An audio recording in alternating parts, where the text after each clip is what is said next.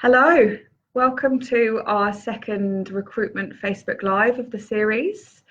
I'm not sure how many of you watched last time, will be watching now, but we talked about CVs and cover letters and do's and don'ts. That will be available on our Facebook page if you do want to go back and have a look at that. Today we're going to be talking about how to prepare for an interview, looking at some preparation tips, some on-the-day basics, and how to follow up after an interview. And today I have with me the wonderful Sharon Jeffries. She is our newest recruit and is a coach and trainer. Do you want to introduce yourself, Sharon? Thank you, Beth. I'm a coach and trainer with Everest and have an interest in the careers side of things. So things like doing mock interviews and CV development, career coaching, and position coaching. So sort of happy to share my knowledge and information with you today. Awesome. So we will aim for today's session to be about 20 minutes. I don't know if we'll be able to stick to that, but we'll do our best. And please feel free to jump in with any questions at any point. We will answer them as we go and as they relate to what we're talking about anyway. So to kick off, the first thing, once you've got an interview, which I'm sure many of you do anyway, is company research. So a lot of people think that company research is just having a look at the website and reading through all of the pages, but it goes so much further than that. So having a read through the website obviously is a great first step. So you want to find out about its history, the team. They quite often have things about their types of clients or their mission statement and how they work. But going further than that, you want to research the people that already work there. So people who have maybe done the role that you've applied for previously. Research the people that will be interviewing you, the people that will be on the team that you're going to be on, and anybody that you can find, research them. And LinkedIn is the best source for that. Now Sharon is an expert on LinkedIn, and we both advocate for it a lot because it's really important and everybody uses it these days, and you can find out so much information. If you go to someone's LinkedIn page, you can find who they work with, you can see the journey they went through, what course they studied, and these bring up really good talking points in the interview. Hi Pete, thanks for joining. So yeah, do all of your research into the people at the company. Also worth looking into news stories about the company or anything in magazines, any articles where you've heard of projects that they're working on, or a big contract that they just won, or some bad press that they've had. You know, these things are all going to show that you have put in so much more research than anybody who just looked at the website. Also have a look through the position description. Now this, again, seems like an obvious one, but you'd be surprised how many people just read the advert and don't even consider the position description. Now, and I have heard as well of companies not even providing a position description. If you're working with a recruiter, they will always provide one. So make sure you have a copy of it and you have a really good look through and make notes as you go. So look at what competencies they're looking for, what experience they're looking for, the relationships. A good position description will have all of this information, and it will allow you to write some really good notes, and that will then lead your research going forward. And if you can't find anything online, it gives you a question to ask in the interview later. That kind of covers research. I mean, research can go as far as researching yourself. So, you know, it's very easy to forget what you've done. I know I can barely remember some of my first jobs. And no one these days really writes down what they have done. So research your own history. Look back at the companies that you've worked at. Try and remember who you have worked for, what you've done. and that should help refresh your memory so you can really answer those questions properly in the interview. Sharon is going to be covering the interview basics, so on the day. Right, thank you, Beth. You're welcome. So the number one thing for an interview is be on time, and that really is important. I'm going to say about 10 minutes prior to your interview time. So make sure you plan your journey, especially with today's traffic congestion, and you might be going to a different area and need to park somewhere differently. So allow yourself plenty of time, find out where you need to go. And then if you are there earlier and you've got a lot of time, you can always go for a walk just to de-stress, or you can reread your CV and cover letters so it's fresh in your mind. Or you can go and have a coffee if it's not going to make you consider it, I would say. But you've got to really be present 10 minutes before your interview time so that you're ready to go. The other thing that's really, really important is setting your first impression. That goes straight through from your body language down to your sort of handshake, your personal presentation. And I know we got asked a question around sort of what to wear to an interview from one who doesn't maybe own a blazer or a power suit. It's not always appropriate that you have a suit. It would really be important, as part of Beth was saying, the research and the culture. You wouldn't go for sort of, a dairy farming job as a share milker wearing a power suit generally. So doing your research, and it's always better to go dress smartly. Gentlemen usually with a collared shirt and trousers with a belt, and ensure your socks match your shoes or trousers. We don't want white socks with sort of black trousers. And women generally that your skirt isn't too short, or if you're wearing trousers, that's fine, with a nice top or a cardigan. That the tops aren't see-through as well. Those are important things. They're not too deep a V cut, so you're showing cleavage. So you've got to kind of be demure and probably a little bit more conservative in the interview. Other key things is that you've got a really good handshake. There's no wet noodles or drippy things.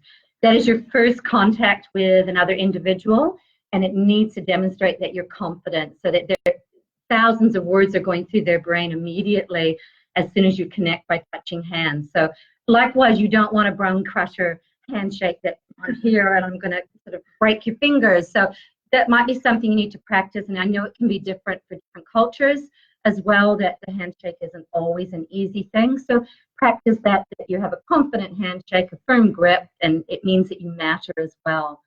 And as you sort of walk through the interview room or wherever you may be going with the interviewers, just have a quick chat, have some questions to ask them, how their day's been going. You might typical conversations talk about the weather and how your journey was when you got there.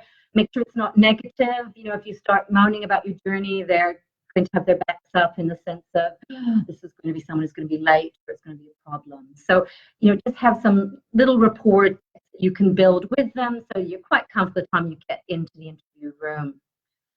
The other thing with your dress code is, ladies, make sure your nail polish is clean and tidy if you're wearing it. I'm usually an advocate for not wearing it. Your shoes are clean and polished. You've brushed your teeth or had a fresh breath mint or some chewing gum before you go in. Don't have it as you're going in and chew gum. There's nothing worse than that. And don't have a smoke or a cigarette before you go into an interview. Stinky people don't get jobs, and smoke stays with you. It's one of those things. You're nervous, save it for afterwards. Yeah, they don't. Make sure your hair is well presented, so don't do things like personal grooming, beards and mustaches clean and tidy. That you're showered and fresh. Things like piercings. Some people do have piercings. They may not be a match for the organization, so we always suggest you remove them. Hats, sunglasses on the head, those kind of things, take them all off and ensure that you're putting a nice, clean presentation. We say shoulders back and upright, looking up so that you're keeping open body language in the chest area, which means you want to communicate to them. So you don't want to be crossing your arms or sort of folding yourself backwards. So you want to sit upright to show that you're alert and engaged with the person that you're going to be interviewing with, or people. The other thing, switch off your mobile phone. I've had so many people in interviews that have had it on vibrate, and as soon as it goes off, their brain is already thinking about that phone and what's on it and what's happening, or did they hear it, and you're going to lose focus of the interview. So make sure it is off. If we're in doubt, leave it in the glove box of your car and pick it up when you finish your interview. It's really important that you can focus on the questions and what's being asked of you.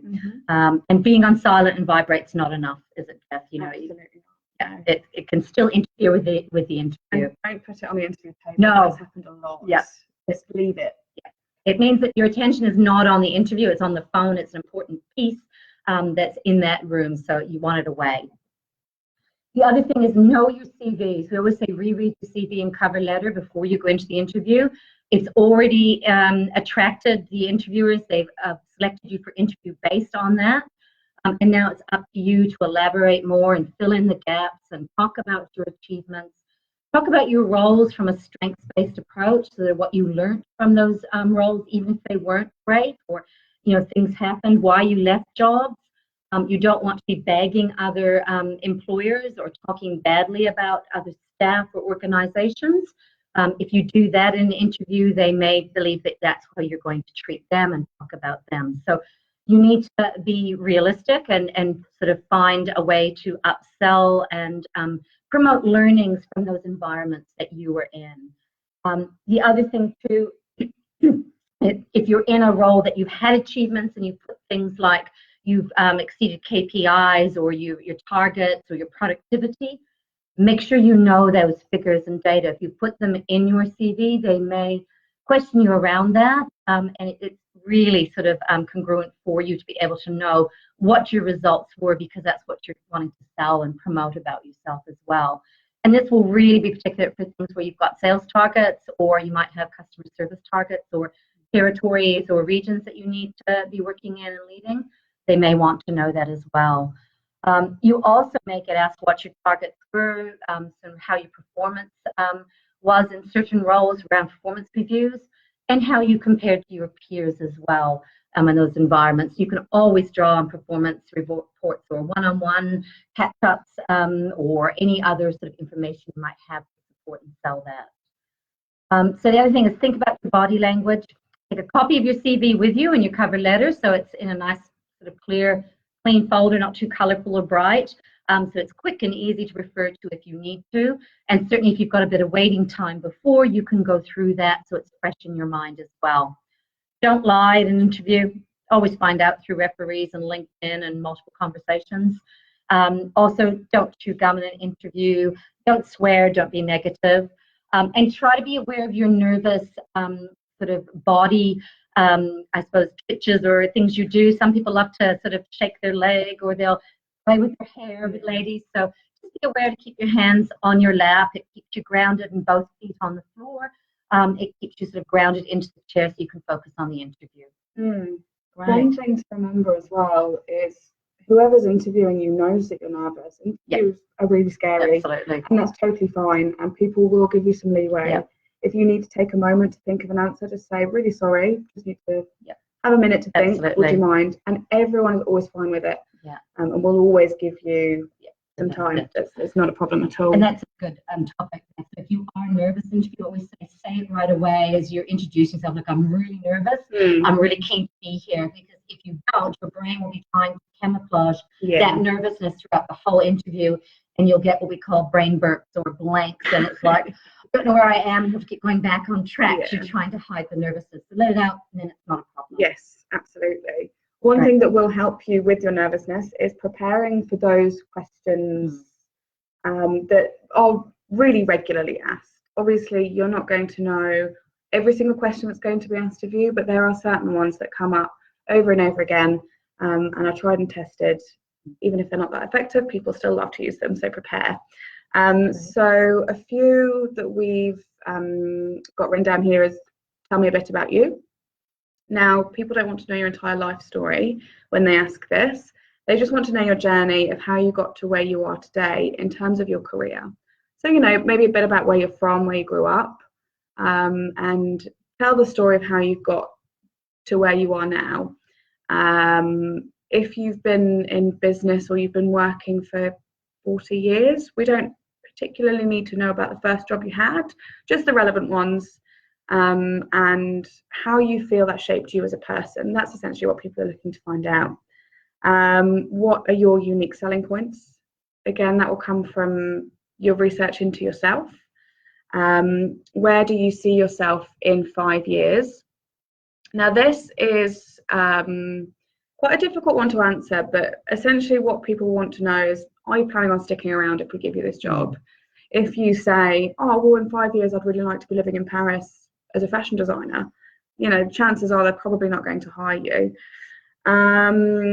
Strengths and weaknesses, again, another really common one. And with weaknesses, the kind of general rule of thumb is be honest, first and foremost. Don't say, oh, I'm too much of a perfectionist. I get too many things right.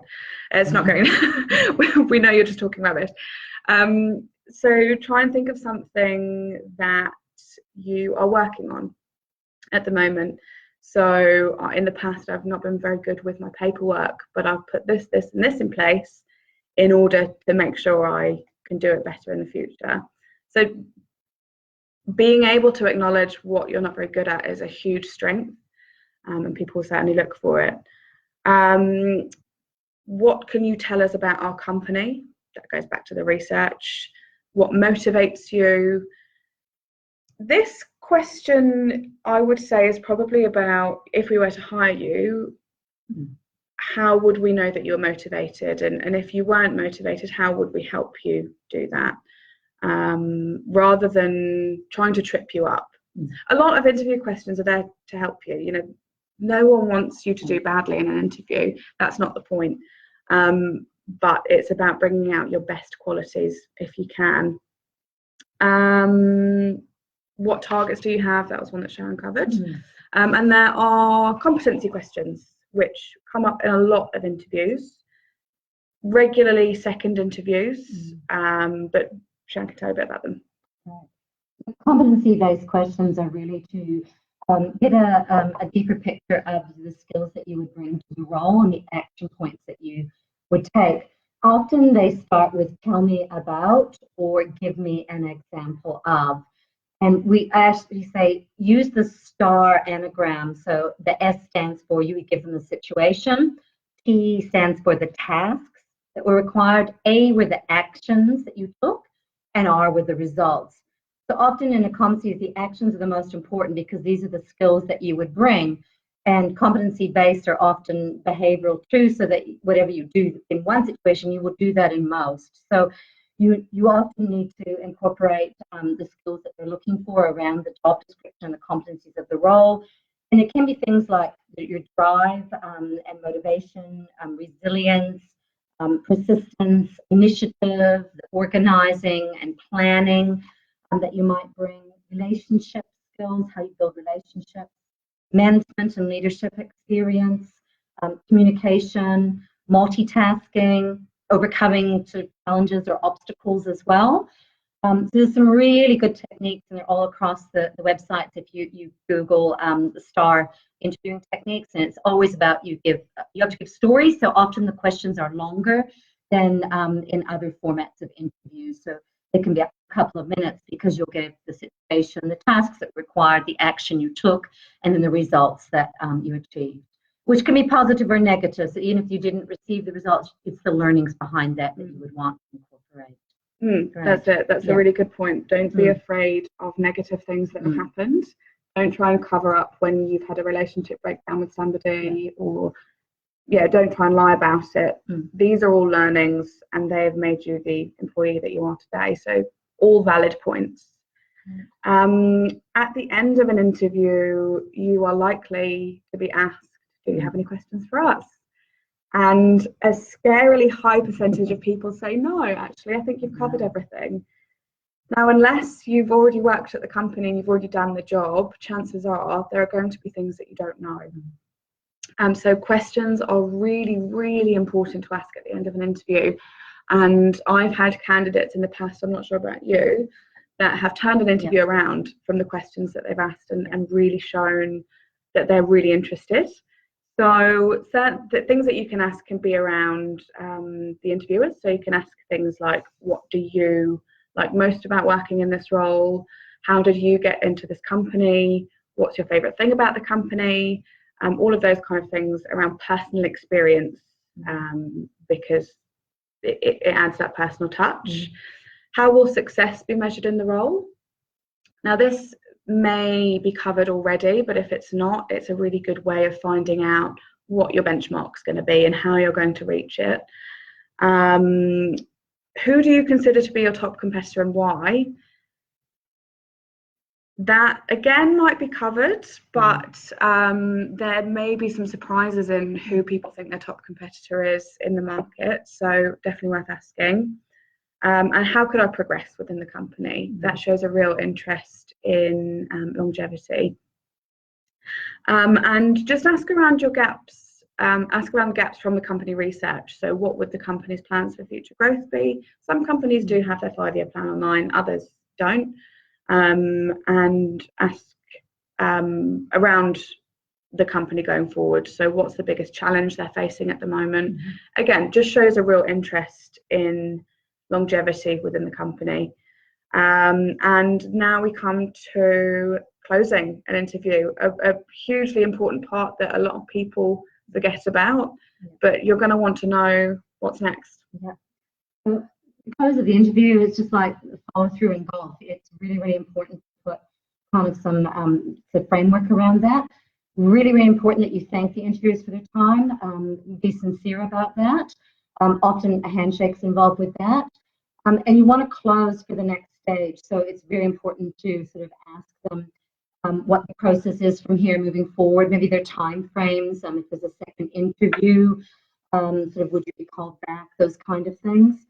Also, don't be afraid to say, if I'm successful, are there particular areas that I need to be working on, sort of those sort of things, and you might expect to hear from them around the next stage as well. It's really important to do that to finalize the whole interview sort of process. The other thing that I always advocate for too is send a thank you email after the interview. That's a great time when you're driving home and think, oh my God, I didn't tell them about this, and it's so crucial for that role, or I don't know whether I actually got that message across. So it's a great point to say, dear John and Tom, thank you very much for your time today. I'm really keen and excited about this role. I just want to highlight what, that I sort of had the skills for this job, and give them a little example again and sign off and thank them. Even if you're not successful, that will stay in their minds for your referral to somebody else, or if there's somebody else in the future, think, oh, I know someone that might be a match for that. So that word of mouth, isn't it, Beth, is really important. And if you're going through a recruiter, please make sure you let the recruiter know how you went into you and give them feedback as well. That's really, really important. So that otherwise they're out in the dark and they can't support you in moving that sort of role forward for you. Yes. You can add to that if you want. Absolutely. Yeah, it's always really important to give your recruiter a call as soon as you finish your interview, if it's possible. Our brains are wired for the negative, so you leave an interview and you remember what you did badly, and the longer time goes on, the more bad things you remember. Whereas if you debrief straight away, that gives you the opportunity to just get it all out, verbatim, positive and negative, and it will really help you frame it up a lot better in your mind. I'm just talking through it. We've had a question from Zoe. How do you ask them how your performance gets appraised? That's a really good question. Just ask straight up. It's a really important part of a role. How often am I going to be reviewed? What do you expect of me in the first 3 months, 6 months, a year, and how is that measured? Really important to ask around that, particularly if you don't have much of an idea. So that's us. We managed to fit it into 24 minutes. So only a little bit over today. If you do have any questions, please fire them through. We'll get them and we'll do our best to answer them. If you want to find out more, give us a call. We are now offering CV development services and interview coaching and career coaching with Sharon. So if that is something that you're interested in, just call us on 0800 Everest. We are going to be doing more of these recruitment Facebook Live videos. So if there's anything in particular you'd like to see, just give us a shout and we'll see what we can do. And we have very helpfully written all of this information up into a very neat document. So if you would like to see it, then please comment yes please on this video and we will get it out to you. Okay, I think I may have another question. No, awesome. Thank you very much, everyone. Thanks. Bye. Bye.